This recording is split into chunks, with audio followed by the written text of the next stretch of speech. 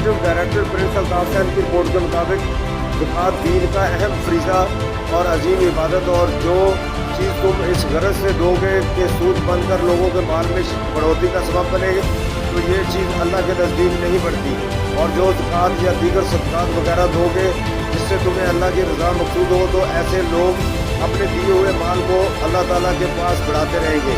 ज़कात अदा करना इस्लाम के अरकान में से एक अहम रुकन है और इबादत में अहम इबादत है। कुरान करीम में सिर्फ वो मकामात जहाँ नमाज के साथ ज़कात का हुक्म है 80 से ज़ायद मरतबा, जबकि वो मकामात जहाँ मुनफरिद तौर पर ज़कात का हुक्म है इसके अलावा है।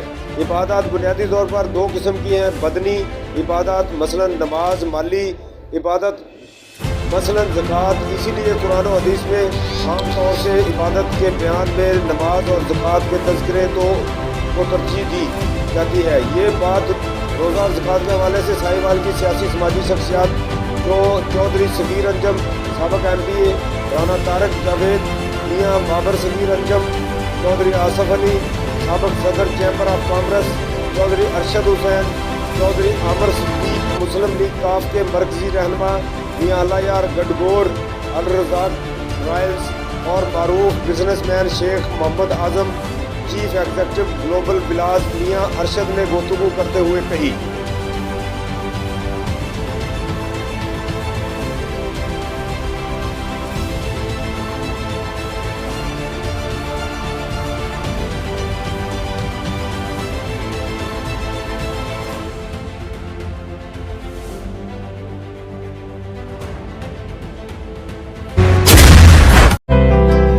अल्हम्दुलिल्लाह घुरकी अस्पताल लाहौर में कैंसर के मरीजों का इलाज साइबर नाइफ के जरिए शुरू कर दिया गया है।